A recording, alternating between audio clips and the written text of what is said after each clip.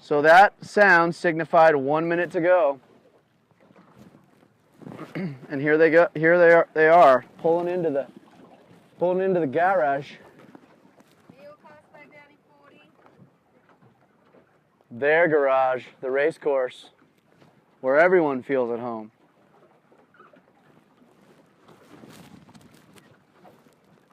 About 30 seconds away from the start. Guy Bridge is way down. Nope, that's Nico Landauer way down there at the pin end. That could have been Nico Landauer I was calling earlier too. He and Guy have a very similar looking board. So here they come. Last leg down in 10 seconds. 9, 8, 7, 6, 5, 4, 3, Got him. 2, 1, now. All clear. That was Nico Landauer way down at the pin end, and he was right on the line. Theo Lostis had a great start. He is ripping along. The young boy from Tahiti, French and Tahitian. And a port tacker got across.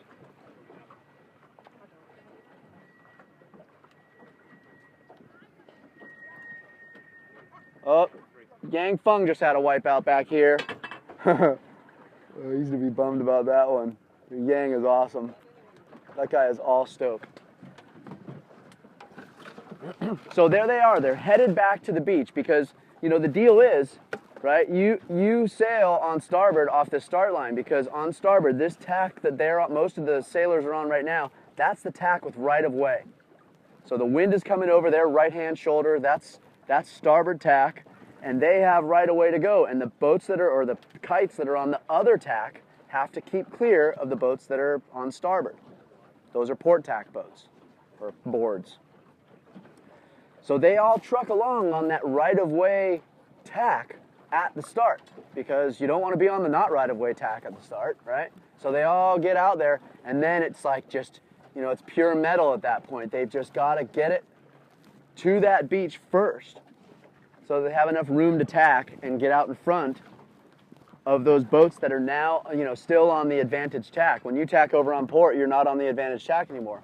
There are a couple rules that work their way into the whole situation, and you know, we won't go too far into detail about that, but be it known that that the big deal is being right on that start line, right on time. At 3, 2, 1, go, you got to be right on the line, but not over it, because if you're over it, we call a foul, and you've got to come back. So you've got to be on that line, and then you've got to bang it out over there to the left-hand side and get to that obstruction first, so you can tack and get back.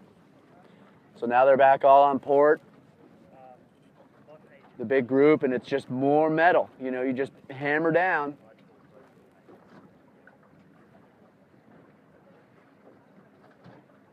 Grit your teeth and push.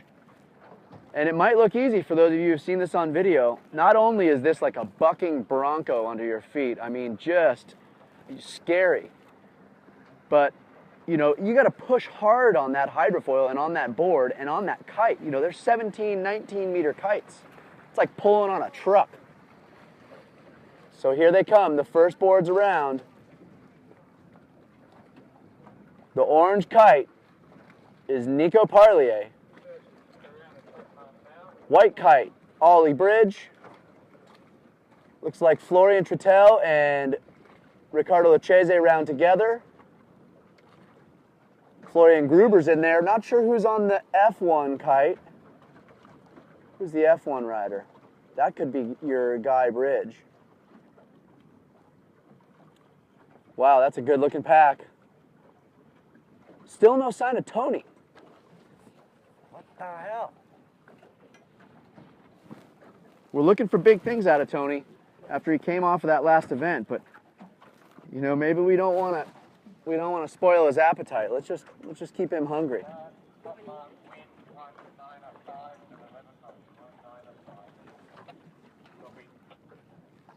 195 at 11 knots. That's 195 degrees wind, south-southwest, south-south-southwest. And in this breeze, in 9 knots of wind, Anyone hazard a guess how fast they're going? Right now, downwind, 9 knots of breeze, they're probably hitting high 20s right now, jibing through very deep angles. We'll get some new stats from the guys, but from all the sailors. But from those of you who haven't seen the video interview with Nico Parlier after the Mauritius event, take a look at the Winner's Circle interview where he gives some of the real numbers of his tracking in his racing. And there he is, Nico Parlier, coming around the bottom mark in first place. Parlier is very strong right now with Ollie Bridge in second right behind him. Lechese in third. Trittel in fourth. And on the F1,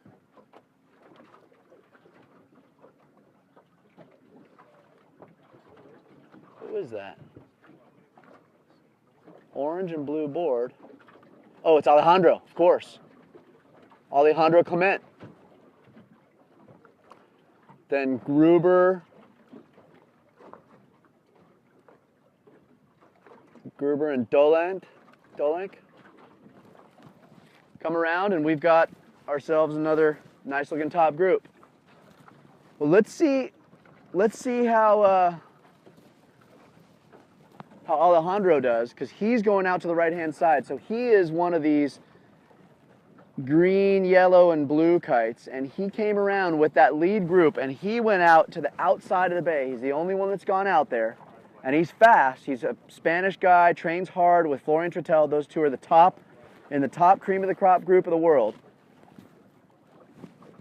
And those guys, you know, when they make a threat like that, you got to pay attention. So let's see if Alejandro can pull something out of that right-hand side, pull a little rabbit out of his hat.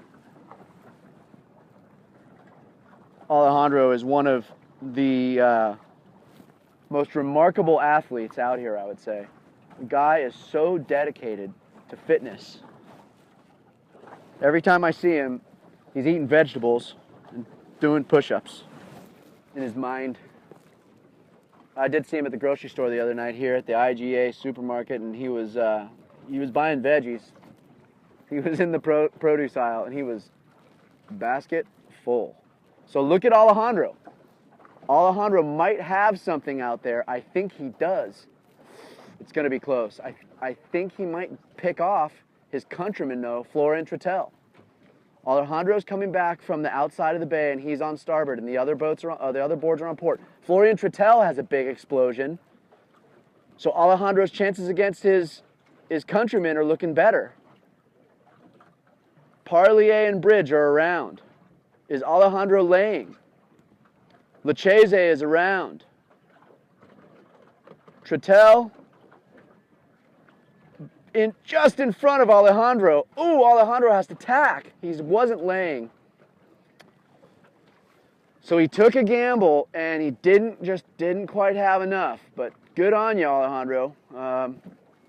That kind of creativity early in a regatta is what pays.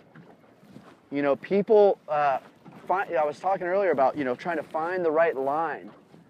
And a lot of times, you know, you kind of just get stuck in the habit. You just kind of go with the crowd, and you try and beat the person next to you, and you try. But the creative ones, like a maneuver, you know, situation like Alejandro just had, might be that first person that's out there, sniffs it out like a, you know, good old dog, and gets there and gets that shift and gets back and picks off a couple of boats. And that's the kind of momentum that'll get your regatta rolling and get you a podium finish. So look for that kind of defining moment in this event. Where are we going to find the right stuff? Of course, these sailors have had 2 days to do their practice at the Australian Nationals with the buoys out here set, and a lot have been training out here so far this year, or I should say over the last couple weeks. Ollie Bridge was here last year for the Lighthouse to Leighton race. That Lighthouse to Leighton race coming up next weekend. Look for that. That is a cool event. It's like a 22-kilometer race, something like that. And many of these pro riders are going to be sticking around for it. Anyway, So Ollie Bridge was here last year for that, and you know, even though everyone's been, you know, here and training, knowing that this big event is going to be here, you know, this time of year, this big event is happening, there still could be that one, you know, rabbit out of the hat situation. So there go Parlier and Bridge and Lachaise. They're at the bottom, and they've rounded and taken a right-hand turn.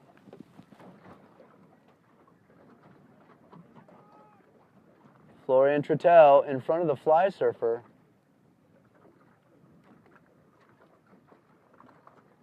Which I believe is Martin Dolenk.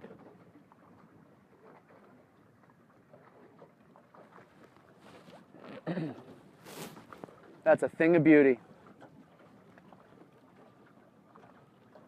This flat water is really a treat for these sailors. In fact, they were talking about this flat water in this very, very small chop and the speeds that they're able to push. Everyone was saying there's this kind of weird wave effect. You know, every once in a while you just foil out, and they don't really know why. And heard a couple people talking about it. And I think the little tack, tack, tack, tack, tack of these little wind chops is like might have a resonant effect. It's giving people a little bit of a new feeling on the feet. I just saw a huge wipeout. Boom, boom, 2 wipeouts in a row. So you know you're trying to beat the guy next to you, the girl next to you, and you're pushing, pushing, pushing. And you know, all of a sudden this little weird wave will hit you, and boom, you explode. You're going 30 knots and hitting the water at 30 knots. It doesn't feel so good. Actually, maybe some people like it, I guess. Get that salt water in your nose and in your ears and in your eyes. And go for more. Salty dogs. You got to believe it. These are a bunch of salty dogs. This hydrofoiling, you don't just do this on the weekends every so often and get good and show up to Hydrofoil Pro Tour events. These sailors are all out there practicing, you know, probably 3, 4, 5, 7 days a week. Tuning, training, videotape, analyzing everything.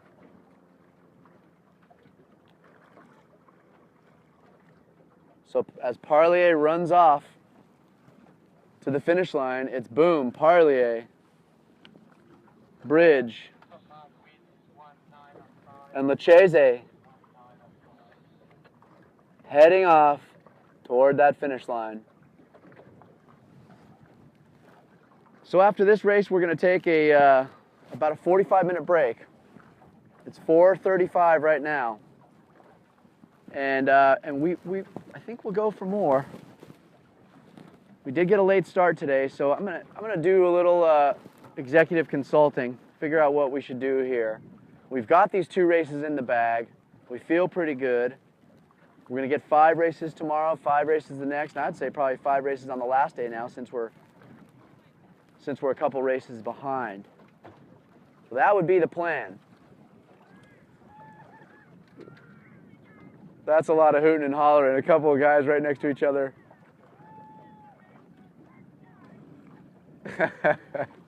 They're having a blast. Ladies and gentlemen, thanks a lot for joining us. We'll be back. I'm not sure if we're going to be back today, but stand by. I'll let everybody on the beach know. For those of you on the beach, you know, it is what it is. You just enjoy this afternoon. We might sail these kites again. Thanks for joining us. We'll talk to you soon. Hydrofoil Pro Tour 2016, signing off. Did Ricky Lachaise win the come third first race? Say what? Did Ricky Lachaise come third in that first race? I think so, yeah. He looked like he had a weird angle going on the finish leg, so I'm not sure what was going on, but I'm pretty sure he ended up third. What are we going to do, spy on the feet? Nothing. Well, too late, but they know they're having a break. What do we want on the beach? AP for now, yeah.